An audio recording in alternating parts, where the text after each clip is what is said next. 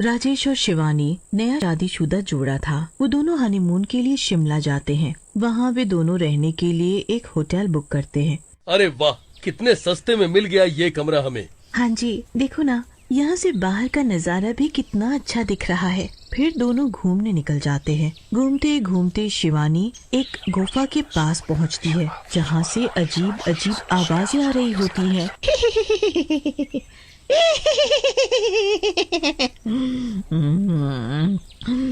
कितनी अच्छी खुशबू आ रही है, लगता है कोई नई नवेली दुल्हन आ रही है। शिवानी आवाजें सुन के उस गुफा में घुस जाती है, जहाँ एक बरसों पुरानी आत्मा रहती थी। उस आत्मा को नई नई शादीशुदा लड़कियां बहुत पसंद थी। आओ आओ आओ, अंदर आओ। कितना अच्छा सेंट लगाया हुआ है तुमने। कौन है वहाँ? कौन हंस रहा है? अंदर आ जाए। जैसे ही शिवानी और अंदर जाती है, आत्मा शिवानी पर कब्जा कर लेती है। कितना अच्छा लग रहा है। इंसानी शरीर की बात ही अलग है, पर मुझे सतर्क रहने की जरूरत है, वरना इसका पति मुझे पहचान लेगा। अरे शिवानी, कहाँ गई तुम? चलो होटल चले, शाम होने वाली है। हाँ जी, मैं कब से इंतजार कर रही हूँ। फिर दोनों होटल लौट जाते हैं। रात होने पे चलो शिवानी, नीचे चलते हैं खाना खाने। तुम्हारा मनपसंद खाना ऑर्डर करेंगे। फिर दोनों नीचे डिनर टेबल पर जाते हैं। आज मैं चिकन खाऊंगी, कितने दिन हो गए। अरे शिवानी, तुम्हें क्या हो गया? तुम तो शाकाहारी हो ना? आज मेरा मन मुर्गा खाने का है।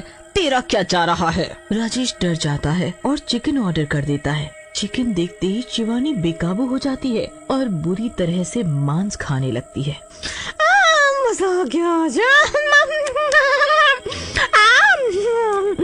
कितना मजा आ रहा है, इतने दिनों बाद स्वादिष्ट मांस मिला है। शिवानी को बुरी तरीके से मांस खाता देख राजेश समझ नहीं पाता कि क्या माजरा है। फिर वे दोनों अपने कमरे में चले जाते हैं। अगर और करूंगी तो ये पहचान जाएगा कि मैं शिवानी नहीं हूँ। मुझे काबू करना पड़ेगा खुद पे। शिवानी अच्छे से बेड पर लेट जाती है, पर राजेश की हालत खराब हो रखी होती है। उसे बार बार शिवानी का वो डरावना चेहरा याद आ जाता है जब वो चिकन खा रही थी। मैं सोफे पे सो जाऊंगा, तुम यहाँ आराम से बेड पे सो जाओ। फिर शिवानी लाइट बंद करके सो जाती है। राजेश भी सोफे पे सोने की कोशिश कर रहा होता है। तभी आधी रात बीतते ही डरावनी डरावनी आवाजें आने लगती है। अरे मर गया। अरे ये क्या मुसीबत गले डाल ली मैंने शादी करके। कितनी भयानक हंसी की आवाज आ रही है। राजेश की हालत खराब होने लगती है। राजेश जैसे ही लाइट जलाता है, शिवानी बेड से गायब मिलती है। अरे शिवानी, कहाँ गई तुम? शिवानी, शिवानी कहाँ हो? फिर राजेश बाथरूम का गेट खटखटाता है। क्या तुम अंदर हो शिवानी? राजेश को डरावनी हंसी की आवाजें जोर जोर से आने लगती हैं। फिर जैसे ही राजेश पीछे पलटता है, उसकी आंखें फटी की फटी रह जाती है। शिवानी उल्टे हाथों के बल ऊपर चल रही होती है, यानी सर नीचे पैर ऊपर। शिवानी के मुंह पे खून ही खून लगा होता है। खूनी आत्मा शिवानी पे पूरी तरह कब्जा करके अपना रूप दिखाती है। अरे शिवानी, ये तुम कैसी हरकतें कर रही हो? तुम्हें हुआ क्या है? शिवानी, मुझे बहुत डर लग रहा है। सीधी हो जाओ। अरे मैं तो सीधी साधी हूँ। चिंता नहीं करो, बहुत जल्दी मैं तुम्हें भी अपनी तरह बना लूंगी। फिर तुम भी मेरी तरह सीधा चल पाओगे। इतना कहते ही शिवानी उड़ के छत पे उल्टा चिपक जाती है। शिवानी को ऐसा देख राजेश को तो मानो 440 वॉट का करंट लग गया हो। अरे भागो, बचाओ बचाओ, कोई है, मेरी मदद करो। ये शिवानी तो चुड़ैल बन गई है। मेरी पत्नी चुड़ैल निकली। बचाओ बचाओ। कहकर राजेश भागना शुरू करता है। अरे पर भागो रे शिवानी भागो, उड़ के अपनी राजेश जान के बचा पीछे कर पीछे भागो। पहुंच जाती है। भागते भागते राजेश होटल के बाहर निकल जाता है और बाहर एकदम सुनसान होता है। बर्फ गिर रही होती है, तेज तेज हवाएं चल रही होती हैं। इतनी भयानक रात राजेश ने पहली बार। अरे कहाँ तक भागेगा, जहाँ भी जाएगा मुझे ही पाएगा। मुझे छोड़ दो चुड़ैल जी, मैंने तुम्हारा क्या बिगाड़ा है जो मेरी जान लेना चाहती हो। भागते भागते राजेश उसी खूनी आत्मा की गुफा में घुस जाता है और एक बड़े से पत्थर के पीछे छुप जाता है। शिवानी भी उड़ते उड़ते उसी गुफा में आ जाती है। अरे मूर्ख, ये तो तू खुद मेरा शिकार बनने आ गया। भाग के आया भी तो मेरे ही घर में। अरे मर गया रे, आज तो मैं ये खूब शादी रचाई मैंने, आसमान से गिरा तो खजूर पे अटक गया आके। भगवान रक्षा करो मेरी। समय है, खुद ही निकल कर बाहर आ, वरना बहुत बुरी मौत दूंगी। पर राजेश कुछ नहीं बोलता और छुप के वहीं बैठा रहता है। तभी शिवानी अचानक से उड़ के उसी जगह ऊपर चिपक जाती है और गुफा की छत पे उल्टा चलने लगती है।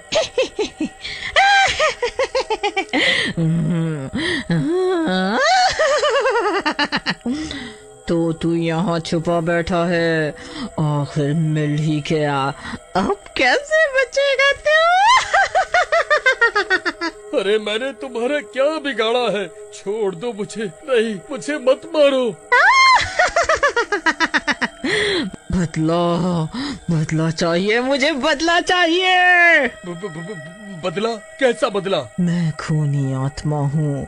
बहुत सालों पहले मेरी भी नई नई शादी हुई थी, पर मेरे पति ने सिर्फ पैसों की लालच में मुझसे शादी रचाई थी। शादी के बाद सारे पैसे गहने मिलने के बाद वो मुझे ये हनीमून के बहाने शिमला लाया। मेरे हाथों की मेहंदी भी नहीं हटी थी कि उसने मुझे जान से मार दिया और इसी गुफा में मेरी लाश सड़ने के लिए छोड़ दिया। शिवानी नई नवेली दुल्हन थी और मुझे नई नवेली दुल्हन की खुशबू आ जाती है। शिवानी जब गुफा में आई तब मैंने अपनी शक्ति का उपयोग करने के लिए इंसानी शक्ति में प्रवेश कर लिया। आप शिवानी का शरीर छोड़ दो, उसके बदले में आपको जिस तरह भी मैं मदद कर सकूं मुझे बताओ। मुझे मोक्ष चाहिए, जो मुझे अपना बदला लेके ही मिलेगा। मुझे मेरे पति को दर्दनाक मौत देनी है, जो मैं इंसानी शरीर के बिना नहीं कर पाऊंगी। ठीक है, अपने पति की फोटो दिखाओ और मुझे 1 हफ्ते का समय दो, मैं तुम्हारी मदद करूंगा। फिर शिवानी के अंदर प्रवाहित आत्मा अपने सामान के अंदर से अपने पति की फोटो ढूंढ के राजेश को देती है और राजेश उसके पति की तलाश में निकल जाता है। फिर 1 हफ्ते बाद राजेश उसके पति को बड़ी मुश्किलों से ढूंढ के उसी गुफा में लेके आता है। उस रात अमावस्या की रात होती है। पूरे आकाश में बादल छाए होते हैं, बिजली कड़कती है, बारिश होने लगती है, तेज हवाएं साए साए करके बहने लगती है। तभी शिवानी के अंदर बसी खूनी आत्मा अपने भयानक रूप में आ जाती है और हाथ के बल गुफा की छत पर उल्टा चलने लगती है। उसके मुंह पे खून लगा होता है। ये कितनी डरावनी रात है। अरे भाई, तुम तो कह रहे थे तुम्हें अपना घर बेचना है, पर ये तो कोई गुफा है। ये तो मुझे कहाँ ले आए? इतनी भयानक आवाजें आ रही हैं यहाँ। बिल्कुल सही जगह आए हो तुम, जरा ऊपर तो देखो। जैसे ही उसका पति ऊपर देखता है, उसके पैरों तले जमीन निकल जाती है। अरे अरे बचाओ, कोई मर गया मैं। अरे ये कौन से जन्म का बदला ले रहे हो मेरे से? तभी वो खूनी आत्मा शिवानी का शरीर छोड़ के अपना असली चेहरा अपने पति को दिखाती है और उसे उस दर्दनाक रात को याद दिलाती है। मुझे माफ कर दो प्रियतम, मुझसे बहुत बड़ी गलती हो गई। मैं लालची हो गया था। छोड़ दो मुझे। पर खूनी आत्मा ने उसकी एक न सुनी और वापस शिवानी के शरीर में प्रवेश करके उसे वहीं बर्फीली पहाड़ी से नीचे फेंक देती है। उस भयानक डरावनी रात में उस पापी का अंत हो जाता है और खूनी आत्मा को मोक्ष मिल जाता है। एक गांव के पास एक हवेली थी। उस हवेली में से रोज रात को घुंघरू की आवाजें आती थी और रात होते होते ये आवाज बहुत तेज हो जाती थी। फिर उस हवेली में से वो चुड़ैल सच संवर कर निकलती और आते जाते लोगों को मार देती थी। गांव वालों, ये मेरा इलाका है, खाली कर दो। बस एक बार वो आ जाए, फिर मैं तुम सबसे अपना बदला पूरा करूंगी। अगली रात, भैया, ये हवेली से बहुत आवाज आ रही है। लगत है आज फिर चुड़ैल नाच रही है। आज पता नहीं किस बेचारे की जान जाएगी। हाँ, सही कहा तो राजा भैया। ना जाने कब हम सब लोगों को मुक्ति मिलेगी इस चुड़ैल से। एक दिन शहर से 4 दोस्त राजू, मोहन, शामू और जैस्मिन इस जगह के बारे में सुनते हैं। अरे यार, सुना है अपने यहाँ से थोड़ी दूर पर राजनगर गांव में एक हवेली है। सुना है वहाँ पर चुड़ैल का साया है और वहाँ से रात में घुंघरू की आवाजें आती हैं। क्यों ना इस बार एडवेंचर करने वहाँ चलें? कुछ तो गड़बड़ है। मैं अब भी कह रही हूँ वापस चलते हैं। अरे जैस्मिन, इस जमाने में भी कोई भूत प्रेत होता है क्यों? अरे कोई गुंडे बदमाश होंगे जो रात में लोगों को लूटने के लिए ऐसा करते होंगे।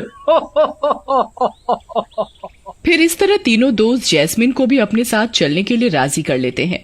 फिर एक रात चारों गांव के लिए एक कार में निकलते हैं। तभी उन्हें रास्ते में एक बुढ़िया मिलती है जो कि लिफ्ट मांग रही होती है। अरे माँ जी, कहाँ जा रही हो? इतनी रात को सड़क पर अकेले? कहाँ जाना है? चलो छोड़ देता हूँ। बेटा, धन्यवाद। आज अगर रात तुम सब ना होते तो मुझे रात इसी जगह पर बितानी पड़ती। मैं पास ही के गांव में रहती हूँ। तो माँ जी, ये जो खबरें आती हैं कि गांव की हवेली में भूत है और वहाँ से घुंघरू की आवाजें आती हैं, क्या ये सच है? सुना तो है बेटा मैंने भी कुछ, लेकिन कभी देखा नहीं। शामू, तू ठीक कह रहा था, कुछ ही नहीं है। देखा जैस्मिन, अब तो माँ जी भी कह रही हैं, तुम फालतू में ही डर रही हो, हैं? तभी वो लोग हवेली के पास पहुँचते हैं और तब तक सुबह भी हो जाती है। बेटा, बस गाड़ी यहीं रोक दो, सुबह हो गई है। यहीं पास में है मेरा घर, मैं चली जाऊंगी।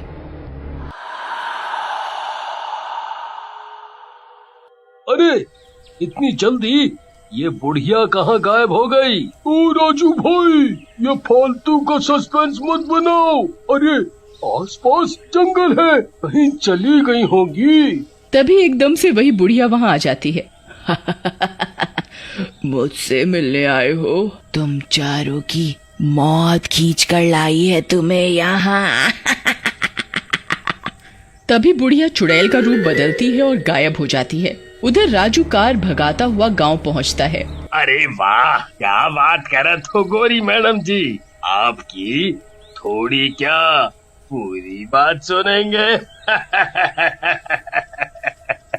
आप जैसी गोरी तो पूरे गांव में नहीं है। हाँ। तभी शामू गांव वालों से हवेली के बारे में पूछता है। अरे क्या बात करत हो भाई, आप लोग यहाँ से चले जाओ, काहे को हम गांव वालों की जान भी मुश्किल में डालत हो। हैं? अरे भैया, भला हमारे यहाँ रहने से आपकी जान को खतरा कैसे हो जाएगा? वैसे भी तो हम उस हवेली की सच्चाई जानने के लिए ही तो आए हैं कि उस हवेली में ऐसा क्या है। देखो भैया, तुम्हें जो करना है करो, लेकिन गांव वालों से कुछ उम्मीद मत रखना। इसके बाद दीनू, राजा और बाकी के गांव वाले वहाँ से जाने लगते हैं। यार, इस गांव के लोग तो बहुत ही डरपोक हैं। कोई बात नहीं, चलो चलते हैं, हम अकेले ही। अरे राजू यार, एक बार उस औरत के बारे में तो पूछो। क्या बात करत हो बाबू साहब? हमारे गांव में कौनो बूढ़ी औरत नहीं है, जो रही वो भगवान के पास मिठाई खा रही है। हमका लगत है आप लोगों को वो चुड़ैल मिल गई थी और उसी ने आपको यहाँ आने के लिए बोला है। हमारी मानो तो आप जल्दी से चले जाओ, नहीं तो वो किसी को जिंदा नहीं छोड़ेगी। इसके बाद राजा वहाँ से चला जाता। देखा, मैं कह रही थी ना कि कुछ तो गड़बड़ है, लेकिन तुम लोगों ने मेरी बात नहीं मानी। मैं अब भी कह रही हूँ, वापस चलते हैं। इतनी दूर से हम वापस जाने के लिए आए हैं क्या? अरे कुछ नहीं होगा, चलो आज रात रुकते हैं, कल निकल लेंगे। इस तरह वो चारों हवेली के अंदर चले जाते हैं। अरे वाह, क्या हवेली है यार, मजा आ गया। मैं तो पूरी जिंदगी यहीं रह लूं। लोग क्या क्या बातें बनाते हैं इसके बारे में। हम एक रात और एक दिन के बादशाह हैं। उधर रात में और हवेली के बाहर वही बुढ़िया चुड़ैल बनकर हंसने और नाचने लगती है। आज रात मजा आ जाएगा। मेरे 4 शिकार। नींद आ रही है, क्यों ना सोने चलें? चारों जैस्मिन की बात मानकर सोने चले जाते हैं। चुड़ैल अदृश्य होकर उन सबको देख रही होती है। चारों हवेली के एक एक कमरे में चले जाते हैं। क्या बेडरूम है, राजू सही कह रहा था, कोई चुड़ैल वुड़ैल नहीं है। आज तो मजा आ गया। तभी चुड़ैल आ जाती है। सही कहा तुमने जैस्मिन, यहाँ चुड़ैल नहीं, इस महल की मालकिन खड़ी है। क्या क्या? देखो देखो, हमें माफ कर दे दो, हमें माफ कर दो, जाने दो प्लीज, हम चले जाएंगे। तू तो एक लड़की है और मैं लड़कियों को नहीं मारती। एक आदमी ने ही मेरी इस हवेली पर कब्जा करने के लिए मुझे धोखे से मारा था, इसलिए अब मैं किसी आदमी को नहीं छोड़ूंगी। और तेरे दोस्तों ने मेरी हवेली में आकर बहुत बड़ी गलती की है, इनको सजा जरूर मिलेगी। ऐसा कहकर चुड़ैल जैस्मिन का रूप ले लेती है और जैस्मिन को बेहोश करके राजू के पास जाती है। अरे जैस्मिन, इतनी रात को क्या हुआ? यहाँ कैसे? और तुम्हारी आंखें क्यों लाल हैं? राजू, लगता है मैं तुमसे प्यार करने लगी हूँ। क्या तुम भी प्यार करते हो मुझसे? क्या बोल रही हो जैस्मिन? तभी चुड़ैल अपने असली रूप में आ जाती है और राजू को गर्दन से उठा लेती है। बहुत हंसी आ रही है। ऐसा कहकर चुड़ैल राजू की गर्दन उसके धड़ से अलग कर देती है। उधर जैस्मिन को होश आ जाता है और वो मोहन और शामू के कमरे में जाती है। वहाँ चुड़ैल ने पहले से ही गर्दन से पकड़कर उन्हें उठा रखा होता है। ये क्या कर रही हो? छोड़ो इन्हें। इन तीनों ने यहाँ आकर गलती की है। मैंने बोला था ना तू यहाँ से चली जा, कहीं मैं तेरी भी जान न ले लूं। लेकिन तभी जैस्मिन पास में पड़ी लकड़ी से चुड़ैल के हाथ पर वार करती है। चुड़ैल के हाथ से शामू और मोहन छूटकर नीचे गिर जाते हैं। तभी वहाँ गांव वाले भी पहुँच जाते हैं। उनके साथ एक तांत्रिक बाबा भी होते हैं। उनके हाथ में एक लाल रस्सी होती है जो कि हनुमान जी के सिंदूर से डूबी होती है। बाबा मंत्र पढ़ते पढ़ते चुड़ैल को रस्सी से बांध देते हैं। अरे राजा, आप यहाँ कैसे पहुँचे, वो भी इतनी रात को?